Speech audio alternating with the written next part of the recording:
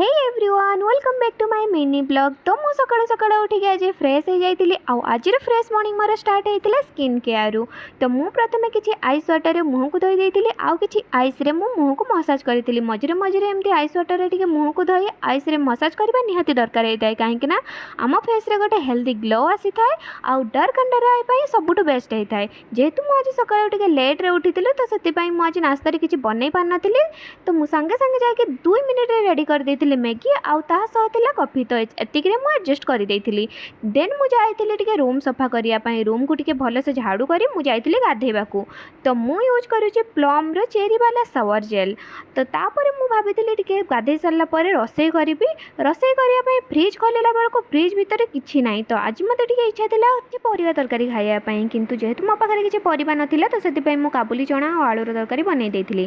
तापर मु बसि जाइतिली लंच करिया पई। तो मु टिके जल्दी जल्दी लंच करू थाए कहीं मो पाखे आहरी बहुत सारा काम थिला। तो लंच कर सारिया परे मु भाबितिली आज कपड़ा धोइबी, किंतु मु एडे बड़ पंडित जाइकी बसीगली पाठ पढ़ा को। समस्त को जना अच्छे खाई सारा पर केते निद लगे आ मते भी बहुत जोर निद लगुला, किंतु नटंकी देखी मु जाइकी बसी जाइतिली पाठ पढ़ा को। हेले पाठरे तो मन नथिला, खाली बसिकी सेठी ढुळेइबा को लागि पड़िथिली। हेले भाड़ में जाऊ से बही, भाड़ में जाऊ पाठ। मु चलिले सोइबा को।